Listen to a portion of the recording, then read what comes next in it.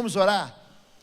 Deus maravilhoso, Pai querido, é no nome do Teu Filho Jesus que nós te convidamos, Deus, fala com a gente. Vem incendiar nosso coração, vem tirar todo medo, toda desconfiança, vem tirar a incredulidade. Eu tenho clamado para que o Senhor se revele entre o Teu povo, para que a Tua igreja conheça ao Senhor e ao poder do Senhor. Fica conosco em nome de Jesus. Você que nos segue pelas redes sociais, também pela Gospel FM, nós estamos na Avenida Desembargador Hugo Simas, 1772, e Jesus, Ele repreende os fariseus, dizendo: vós pecais, é pecado, por não conheceres a palavra de Deus e o poder de Deus. São dois lados de uma moeda que eu e você temos que conhecer. Deus é incomparável, o poder de Deus é incomparável. Quando Ele diz: olha, não me compare, não faça de mim um ídolo, não tente me diminuir, não tente me reduzir, não tente me colocar dentro de uma perspectiva que você compreenda. Você não vai compreender. Deus é Deus incomparável. Quando você pega os discípulos, cada um deles, os evangelistas, eles enxergam Jesus e o poder de Deus de uma maneira diferente. Você pega Lucas, você repara como é que Lucas, ele vai repetindo e vai colecionando os milagres de Jesus. Se você quer ver milagres de Jesus, dá uma olhadinha no Evangelho de Lucas, como as pessoas são curadas. Lucas é um médico, e a impotência da medicina naquele tempo, chega a ele e diz assim: mas como que isso acontece? Então ele exalta o poder de Deus sobre as enfermidades. Você vê que Mateus é o Evangelho para mostrar o poder da palavra de Deus para os judeus. Mateus, ele escreve para judeu, e toda hora ele fala para que se cumprisse o que foi escrito. Existe uma promessa, e você ora em cima da promessa, você ora lembrando da promessa. O Evangelho de Marcos, Jesus dá a impressão que ele entra mudo e sai calado. É um evangelho em que há pouquíssimas palavras de Jesus, não há os discursos de Mateus. Mateus tem um sermão do monte, tem as parábolas de Mateus 13, os discursos de Jesus são longos. Em Marcos não, Jesus, ele é escasso de palavras, mas ele é cheio de poder. Trazem para ele um surdo gago, ele então cura e diz uma palavra só, Efatá, que quer dizer abre-te, e aquele surdo gago, ele é curado. O Evangelho de João, ele não dá bola para os milagres, ele só cita 7 milagres, mas ele mostra a outra face do poder de Deus, que é Espírito, e se fez ser humano, se fez carne. Cada um enxerga de um jeito, e hoje eu quero mostrar numa perspectiva de um homem que estava numa terra arrasada. Jerusalém, gente, ele estava vivendo um período muito difícil, um período de abandono de Deus, de idolatria, um período de perseguição, de invasões, e eu quero falar para vocês a respeito de um profeta. É um homem cheio de esperança, mas sem olhar para a realidade destruída, ou sem deixar de olhar para a realidade. Havia um período de terra arrasada. Ele sobe então nas muralhas de Jerusalém, e ele fala o seguinte: há esperança. Ele ministra nos tempos do rei Uzias, de Jotão, de Ezequiel, e ele vai dizer: tem esperança. Se você pegar o livro de Isaías, naqueles 66 capítulos, os primeiros 39 capítulos, gente, são profecias de destruição, em cima e somadas e associadas e multiplicadas a mais profecias de calamidades. Mas no capítulo 40, uma chave vai virar. É como se Deus falasse assim: ó, está tudo indo mal, mas eu vou virar a mesa. Você está perdendo no primeiro tempo, mas no segundo tempo você vai ganhar de goleada. Ele sobe e diz o seguinte: quem mediu as águas na concha da mão, ou com o palmo definiu os limites dos céus. 70% desse planeta que a gente vive, a superfície do nosso planeta é água. Se você medir em torno, são cálculos científicos, nós temos 1.400.000 quilômetros cúbicos de água que pode fazer qualquer um se afogar. E aqui ele está contando o tamanho de Deus. Olha, essas águas dos oceanos, dos mares, dos rios, acumuladas nas geleiras, águas que descem nas chuvas, que são capturadas pelos lençóis freáticos, subterrâneos, elas estão na concha. É algo tão pequeno diante de um Deus tão imenso, que ele fala: eu vou medir o limite do céu a palmos.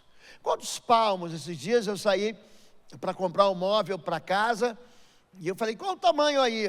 Fabiola, ela falou assim: é tal. Eu falei: eu vou medir a palmos, para encaixar o móvel dentro de baixo ali, de um outro móvel que eu tenho. Esse é o tamanho de Deus. Quem jamais calculou o peso da terra, ou pesou os montes na balança, e as colinas nos seus pratos?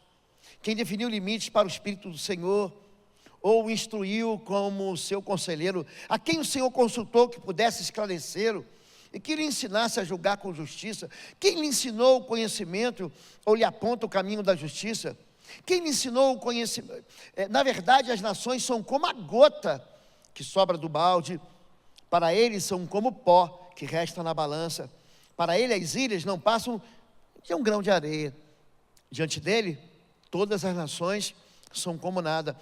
Para ele são sem valor e menos que nada. E a quem vocês compararão? Deus. Vocês não compreendem como a terra foi fundada? Ele se assenta no seu trono, acima da cúpula da terra, cujos habitantes são pequenos como gafanhotos. Ele estende os céus como um forro, e os arma como uma tenda para neles habitar. Ele aniquila os príncipes e reduz a nada os juízes desse mundo. Mal lhes são plantados ou semeados, mal lançam raízes na terra. Deus sopra sobre eles e eles murcham. Um redemoinho os leva como palha. A quem vocês me compararão? Quem se assemelha a mim? Pergunta o santo. Erga os olhos e olhem para as alturas. Quem criou tudo isso? Aquele que põe em marcha cada estrela do seu exército celestial, e a todas chama pelo nome. Tão grande é o seu poder e tão imensa a sua força, que nenhuma delas deixa de comparecer. Ele vai encerrar dizendo que os velhos sonharão, aquele que confia no Senhor vai voar como águia. Você conhece muito bem o texto. Essa é a perspectiva de um homem, de um profeta, que está olhando para um país que está experimentando só o início da calamidade. Eles vão viver uma desgraça, eles vão viver uma tragédia, invasões, roubos, pilhagens, mortes, sangue nas ruas. Os inimigos babilônicos vão invadir aqui e vão deixar um rastro de sangue em Jerusalém, mas ele está promovendo esperança de um futuro, porque quando o futuro se encontra com o Deus que tem o poder incomparável, o futuro é dominado, ele é controlado por esse Deus. A gente está terminando o ano de 2024 e muitas vezes a gente recebeu notícias que foram assustadoras. Nós continuamos com guerra lá do lado asiático do que a gente chama de esse planeta. A gente teve uma guerra entre Israel e os seus inimigos. A gente teve notícias de que as coisas não foram tão bem na economia.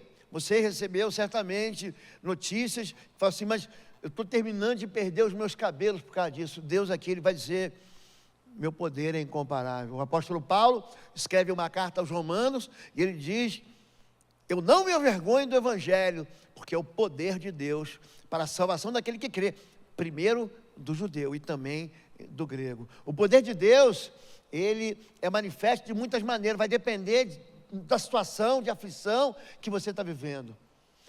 Tem gente que fala assim: Deus mudou a minha vida pelo seu poder. Eu vivi uma vida fora dos caminhos do Senhor, eu entrei dentro de uma porta que eu não conseguia sair, Deus me tirou de dentro dessa prisão, Deus me curou, Deus respondeu o meu clamor, Deus salvou minha família, Deus trouxe uma resposta financeira daquilo que eu jamais poderia ter. É assim que a gente enxerga Deus, como um todo-poderoso. E você fala, e quando você começa a juntar essas linhas, a Bíblia vai dizer sobre esse tamanho do Criador. Quem mediu as águas na concha da mão, ou com o palmo definiu os limites dos céus? Quem jamais calculou o peso da terra, ou pesou os montes na balança e as colinas nos seus pratos? Ele está juntando aqui, ele vai começar a falar que aquilo que a gente acha que é grande, as montanhas, o Everest, esses grandes sistemas, cadeias de montanhas, você pode juntar aqui no Brasil a Serra do Mar, a Serra da Mantiqueira, os Andes, os Alpes, e tudo aquilo que você diz, é alto, pastor, eu não consigo chegar lá. Deus fala assim: isso tudo para mim, eu pego e eu peso numa balança de precisão. Para mim isso tudo é como pequeno, eu não preciso de ajuda. Deus não precisa de ajuda. Quem definiu limites para o Espírito do Senhor, o instruiu como seu conselheiro, a quem o Senhor consultou que pudesse esclarecer. Eu gosto muito quando Jesus, no capítulo 6, ele pergunta para os discípulos: olha a multidão que segue, como é que nós vamos fazer para alimentar? Jesus já sabia muito bem o que ia fazer. Os discípulos estão desesperados: pastor, vamos despedir eles, e aí cada um que se vire, cada um que resolva pelo caminho, cada um que compre alimento. Como é que nós vamos comprar alimento para tudo? Outra coisa, 200 denários não bastarão para alimentar a multidão. Mais ou menos o que é hoje, em torno aí de uns 12 mil reais, não poderia alimentar aquela multidão de 5 mil pessoas. Mas Jesus já sabia. A gente tem uma ideia de que a gente pode dar um conselho melhor para Deus.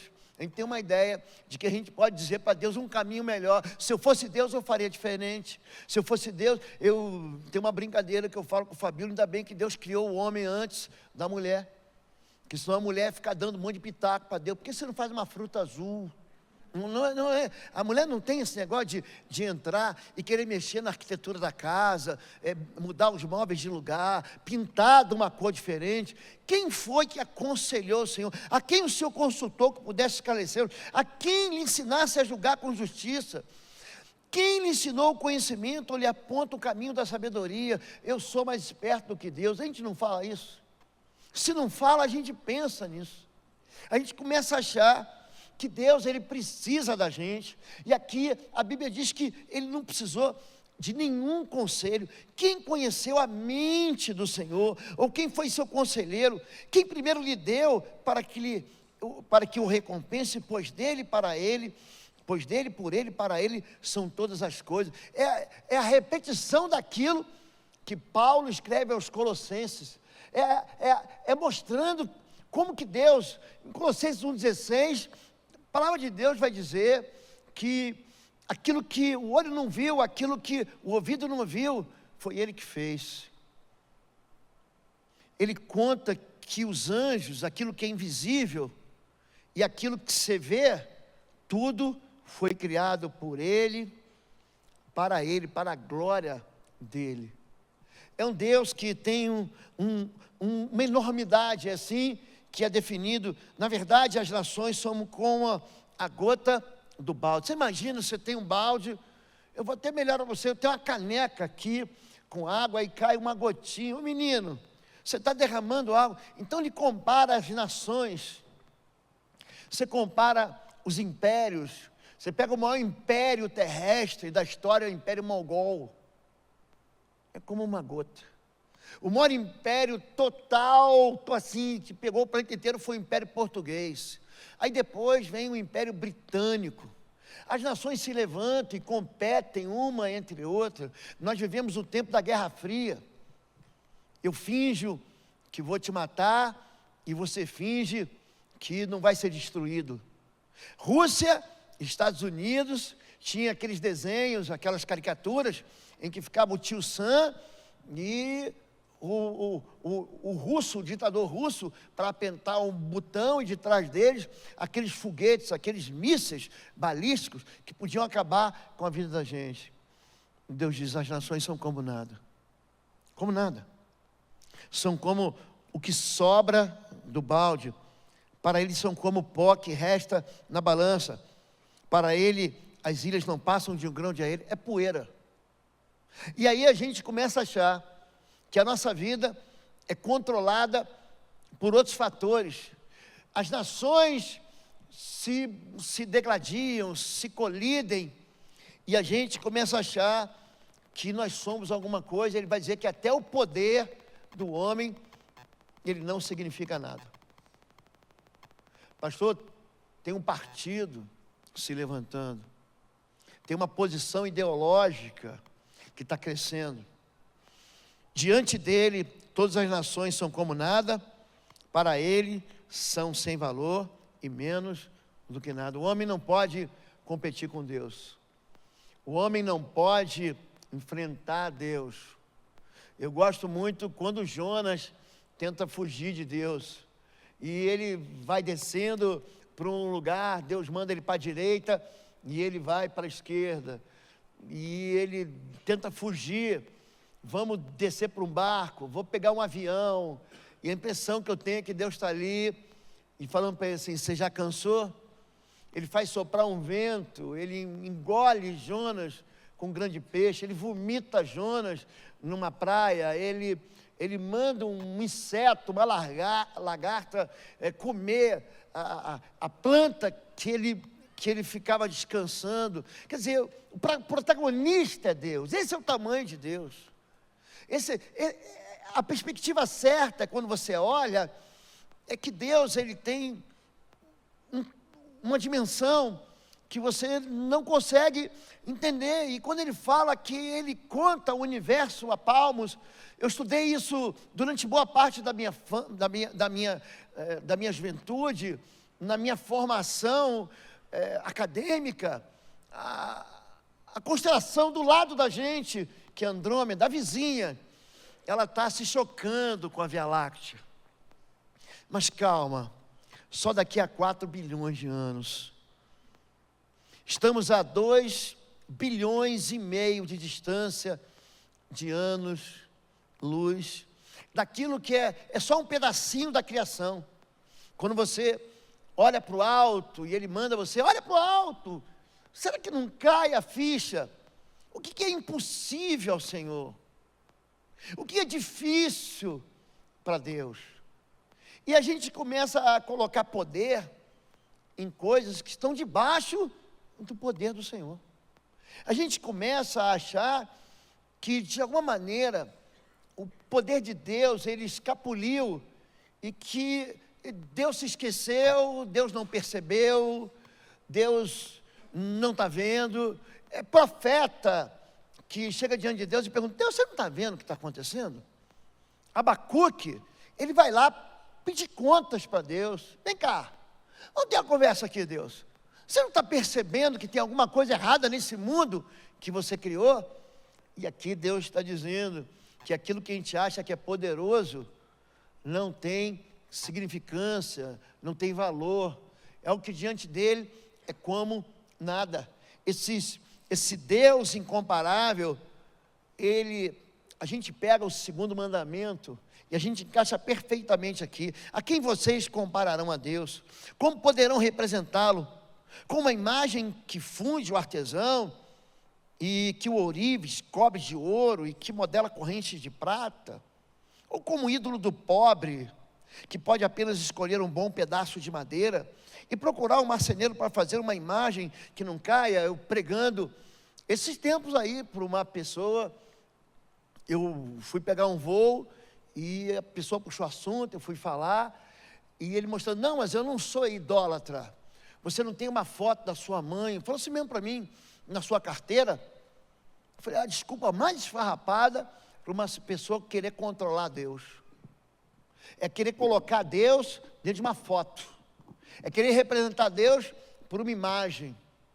Quando Deus diz, não farás para ti nenhum ídolo, nenhuma imagem, uma semelhança de algo criado no céu, na terra, debaixo da terra, ou nas águas debaixo da terra. Ele está dizendo assim, eu sou incomparável, não tem como você me representar, não tem como você me colocar dentro de uma forma e dizer assim, esse aqui é o meu Deus. Porque quando você conta para Deus o que Ele é, ou você coloca Ele dentro do limite da tua imaginação, do teu entendimento, para mim Deus é assim, você está criando um ídolo. A gente vê por aí pessoas, artistas, influencers, esse aí não é o meu Deus, um Deus castrador, um Deus limitador. Quer dizer, ela está fazendo a mesma coisa que Arão, irmão de Moisés, fez no deserto. Vamos fazer um bezerro. Eu não estou satisfeito com esse Deus não, eu vou criar outro Deus. Eu não estou satisfeito porque esse Deus aqui, ele está me confrontando de um jeito que eu não quero ser confrontado. Eu quero viver uma vida mais livre. Então vamos fazer aqui um bezerro de ouro, e aí a gente vai seguir esse bezerro mudo, esse bezerro que precisa ser carregado. O que Deus está dizendo aqui é o seguinte, não tem comparação. Quando Ele fala sobre as coisas do futuro, lá no céu, ou aonde a gente for, no paraíso, nenhum olho viu, nenhuma mente humana, o ouvido não ouviu, não há nada comparado àquilo que Ele preparou para quem ama Ele. Não existe comparação. Deus é Deus exuberante. Deus, Ele é um Deus que Ele entrega para a gente, na natureza criada, coisas que se fala assim, não, nós chegamos agora no fundo do mar e encontramos um animal que nunca foi catalogado. A criação de Deus revela o que Deus fez e o que Ele ainda vai fazer e pode fazer. A palavra de Deus olha para a gente e vê a gente como um mundinho criado. Vocês não compreenderam como a terra foi fundada? Ele se assenta no seu trono, acima da cúpula da terra, cujos habitantes são como pequenos insetos.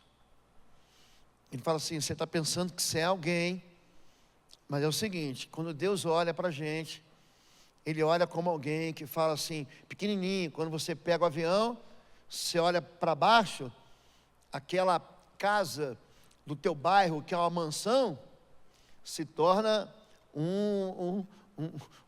uma casinha pequenininha. Aquilo que é grande fica pequeno.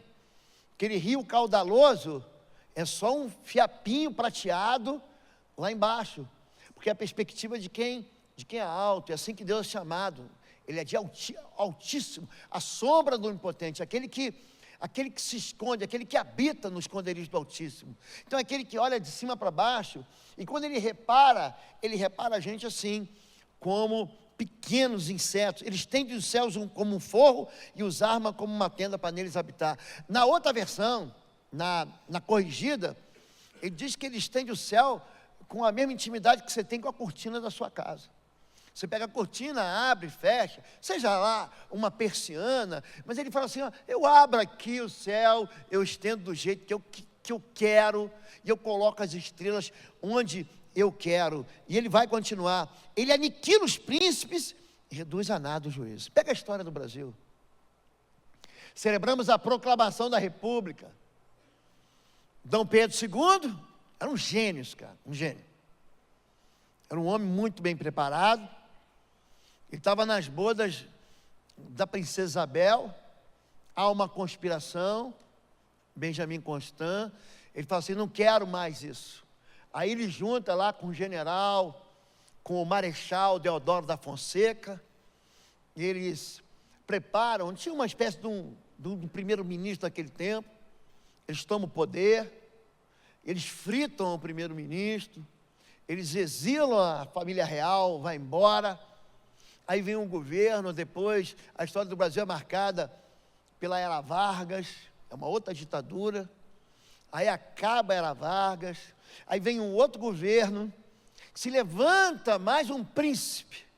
Aí vem o governo militar, aí depois se levanta, e a gente fica achando que o poder está em Brasília. O poder está em Washington, lá, Distrito de Colômbia. O poder está no Kremlin. Pastor, esse que vem aí, não é nada. Ele aniquila os príncipes e reduz a nada os juízes desse mundo. Você está pensando que o problema é o quê? É o tribunal? É o legislativo? É o executivo? Mal eles são plantados ou semeados, mal lançam raízes na terra. Deus sopra sobre eles e eles murcham. Um redemoinho os leva como palha, bate um vento. Com quem vocês me compararão? Quem se assemelha a mim? Pergunta o santo. Ergam os olhos, olha para o céu. É a mesma palavra que ele dá para Abraão. Abraão, você não está entendendo o que eu vou fazer. Tenta contar as estrelas. É isso que vai acontecer com você. Em ti serão abençoadas todas as famílias da terra. Ele vai dizer: a tua descendência será como o pó da terra. Chega na praia e tenta contar o grão de areia. É isso que ele está dizendo. Quem criou tudo isso? Aquele que põe em marcha cada estrela do seu exército celestial. Sabe que a Sírius é a estrela mais brilhante do nosso céu, depois do sol. 8 anos-luz de distância. E aí, quando você olha para Sírius, ela brilha durante o dia. Foi Deus que fez. Foi Deus que fez a matéria escura. Foi Deus que fez a poeira cósmica. Foi Deus que fez planeta, cometa. Foi Deus que fez. Olha para o céu. Quem criou tudo isso? Aquele que põe em marcha cada estrela do seu exército celestial. E a todas chama pelo nome. Tão grande é seu poder e tão imensa a sua força, que nenhuma delas deixa de comparecer. Gente, eu estou começando a confundir nome de neto com nome de filho. Eu chamo o Natan de Arthur. Eu chamo a Mavi de Natália. Nath, vem aqui, fala com o vovô. A minha cabeça está confundindo e a nossa família é pequena.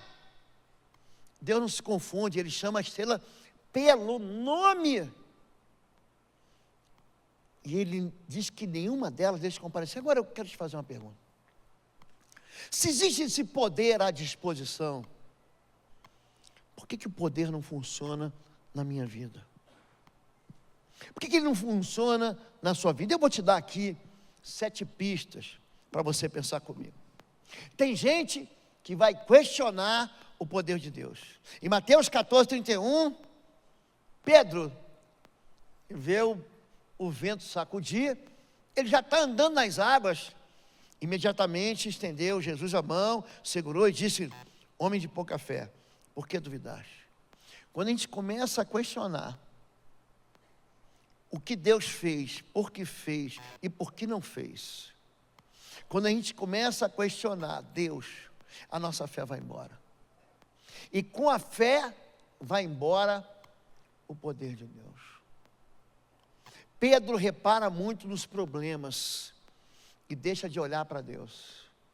Deus é maior do que qualquer um dos meus problemas, Ele é maior do que qualquer um dos seus problemas.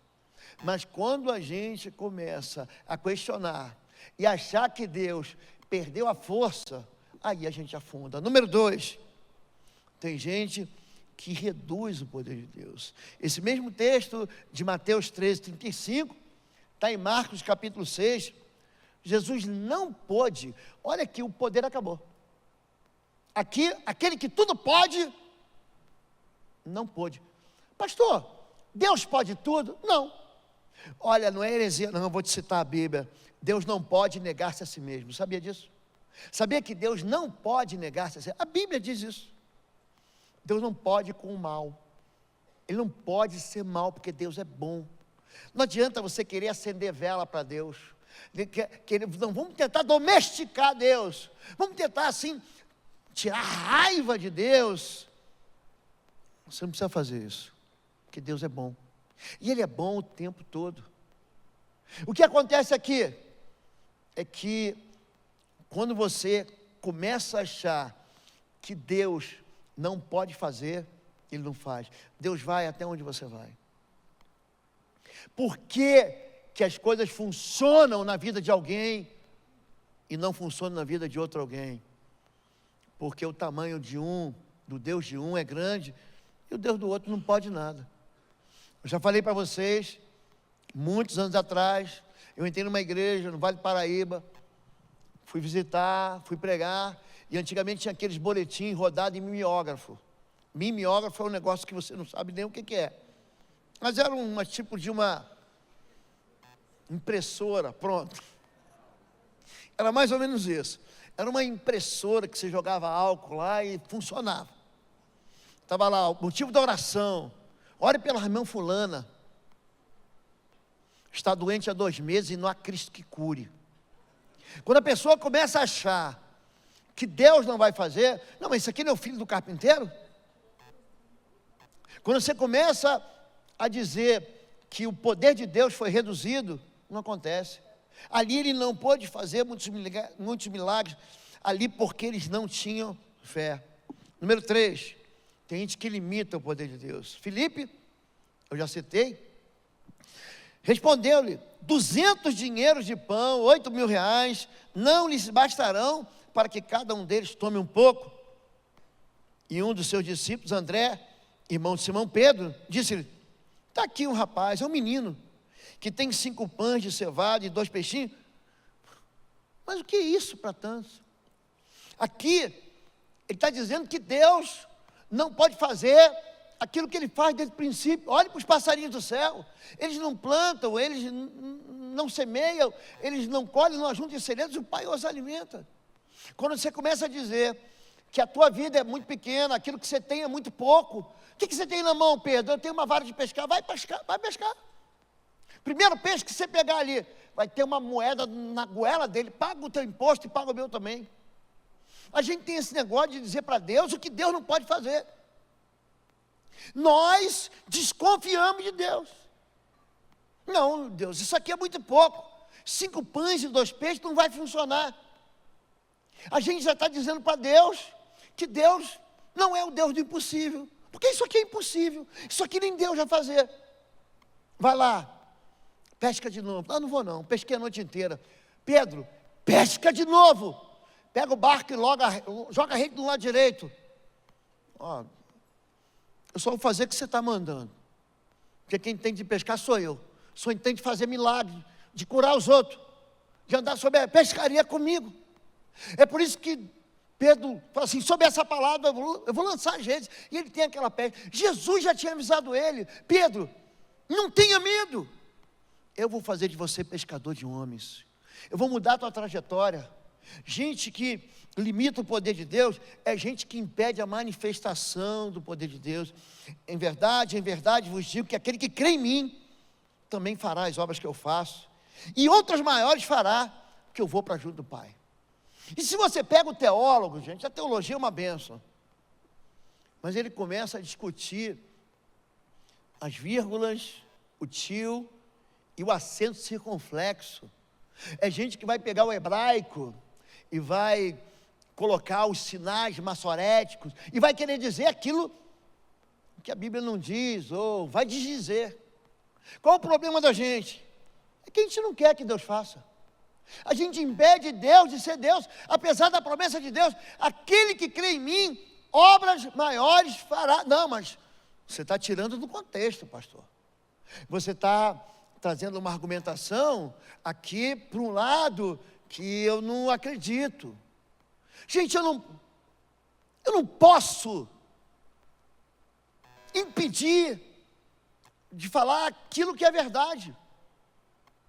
A gente está vivendo em igreja, tem igreja que você não pode falar do Espírito Santo. Não pode.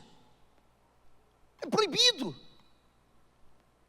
Eu não posso dizer que os dons de Deus, os dons do Espírito Santo, são dons para hoje. Por quê? Porque tem uma linha que diz, não, cessou. São os cessacionistas. Eu não posso dizer que o poder de Deus hoje é o mesmo poder de Deus ontem, será o mesmo poder de Deus amanhã. Por quê? Porque eu não quero ver a maneira, não, tira isso daqui, que isso aqui não é de Deus. É gente que se assusta com Deus. É gente que ora para tirar Pedro da prisão. Pedro sai da prisão.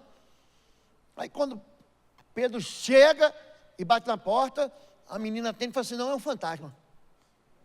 É isso que aconteceu. Os discípulos estão no meio de uma tempestade, o vento quebrando o barco, a maré jogando água para dentro, estão afundando. Deus me salva. Aí Jesus estava dormindo, ele acorda. Cala-te vento, quieta-te mar. Que susto! Quem é esse? Que até dá ordem aos ventos e eles se calam. Gente que impede a manifestação de Deus é gente que reduz, que minimiza, que coloca Deus. É por isso que ele fala, quem você vai me comparar? Você está achando que eu sou isso aí mesmo? Esse Deusinho? É isso, esse amuletinho, para você não ter mais azar, para te dar sorte?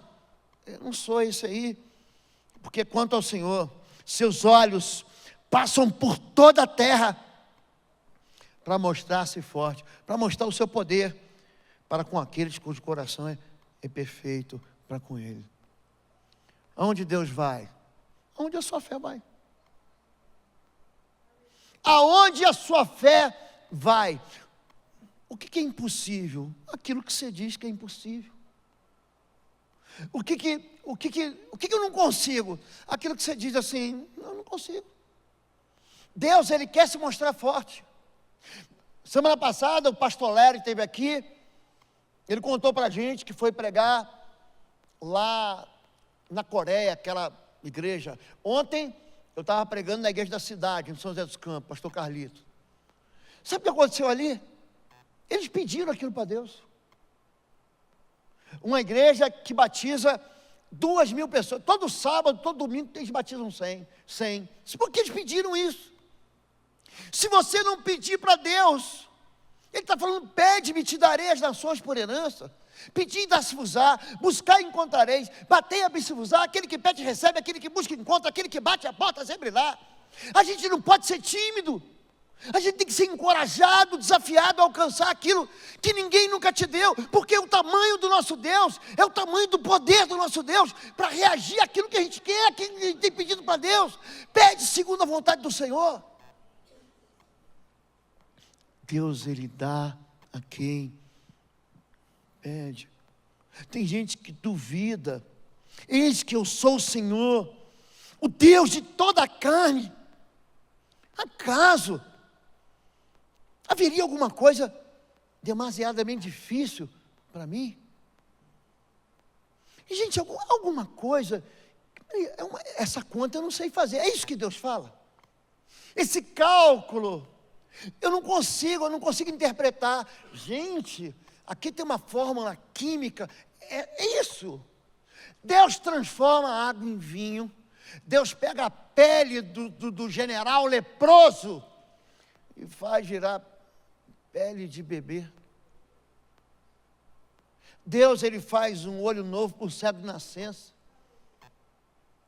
Deus, o que é impossível? O que é difícil para Deus? Há alguma coisa impossível, Senhor?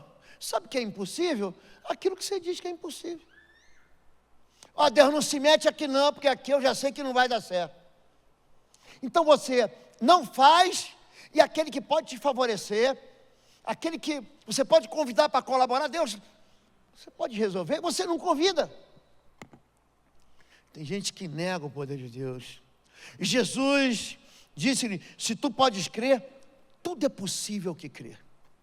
A incredulidade desse pai, esse texto de Marcos 9, tem um problema de incredulidade do pai, dos fariseus e dos discípulos.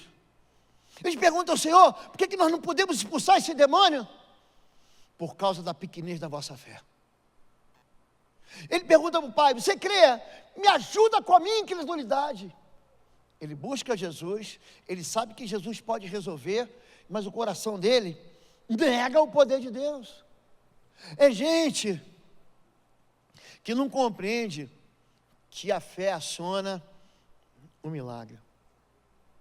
A gente tem que entender que existe uma reação. Olha para o pastor. Deus interfere de verdade. O mundo espiritual reage.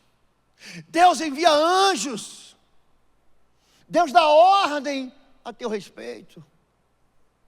Deus, Ele não faz calar a tempestade só na literatura. Não é só na Bíblia que Deus faz milagre, é hoje.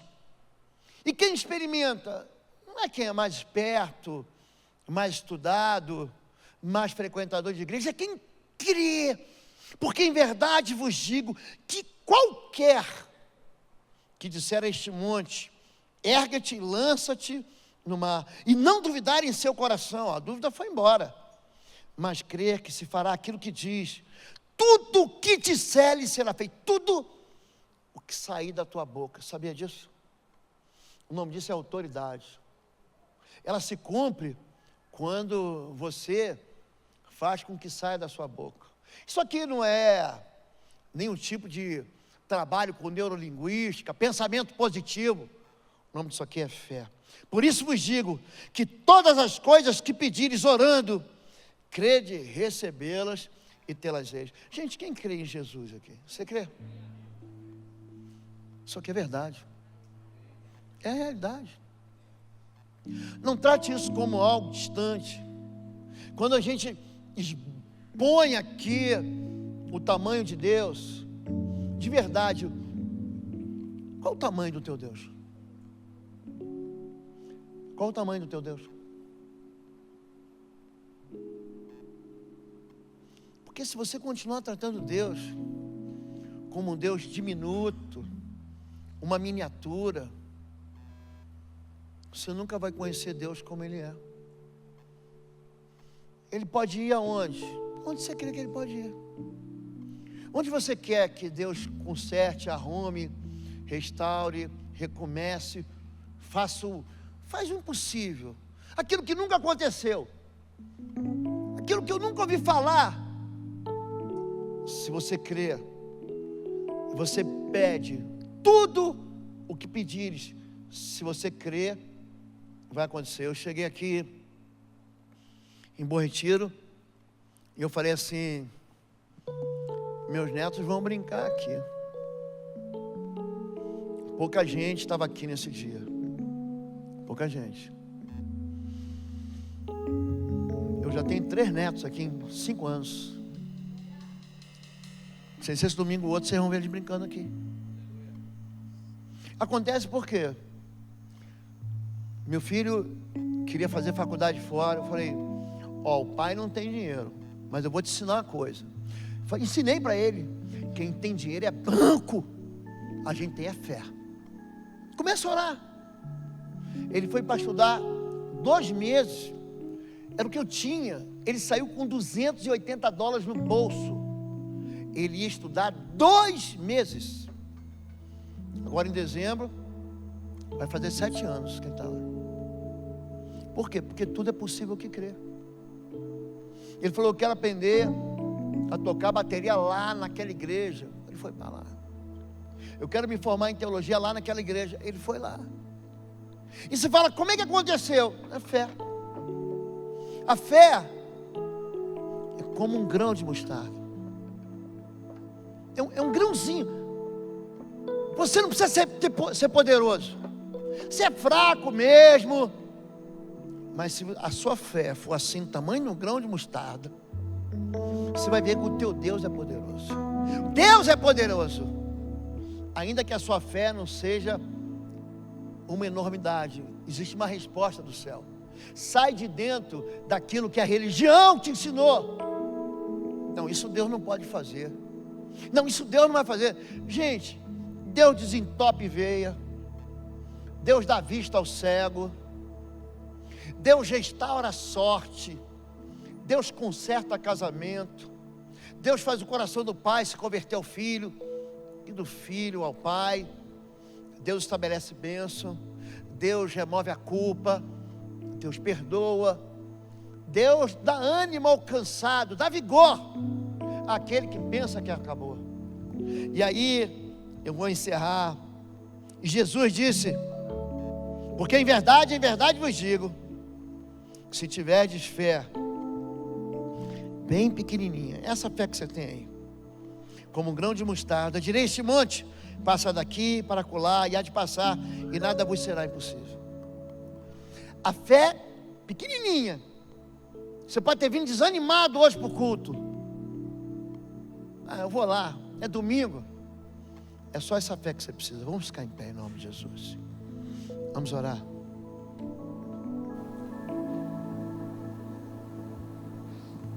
Qual o tamanho do teu Deus? Qual o limite para Deus? Existe por acaso uma fronteira?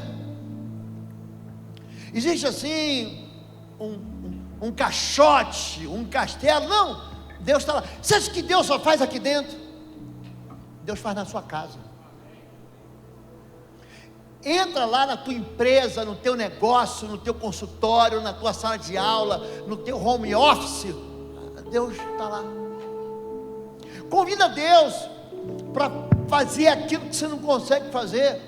Ele vai te mostrar. Quem pode comparar a Deus? Ele pega os oceanos, uma concha do mar. Ele mede da Via Láctea a Andrômeda. Quanto deu? Meio palmo. Deu 2 dedinhos. Você acha que o problema são as nações que conspiram? Pastor, que medo de uma guerra. Não, o problema é a política, é o governo, é o presidente. O problema, vocês viram por acaso Jesus preocupado com César, com o Império Romano? Vocês viram os discípulos preocupados?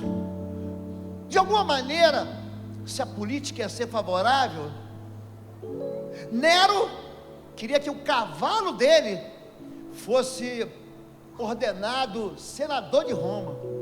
Você vê eles preocupados com isso? Existe um Deus aqui. Esse Deus é o Deus de Isaías 40. É o Deus que você serve. Quantos querem o impossível aqui? Levanta a mão, eu quero. Você tem um milagre para pedir para Deus? Quer pedir para Deus? Sai do seu lugar agora, vem aqui à frente. Vamos cantar uma canção e vamos orar, encerrando o culto. Pergunta para quem está do seu lado assim: você vai comigo lá na frente? Pergunta para ele. Pergunta aí para sua esposa, para o seu marido, para o seu amigo: você vai comigo? Vem aqui na frente e vamos orar em nome de Jesus. Rei do meu coração, seja um vento em minhas velas, a âncora do mar, oh, minha canção. Rei do meu coração, seja um fogo em minhas veias, o eco dos meus dias, és minha canção. Rei do meu coração, seja o vento em minhas velas, a âncora no mar, és minha canção. Rei do meu coração, seja o fogo em minhas veias, o eco dos meus dias, és minha canção. Tu és bom.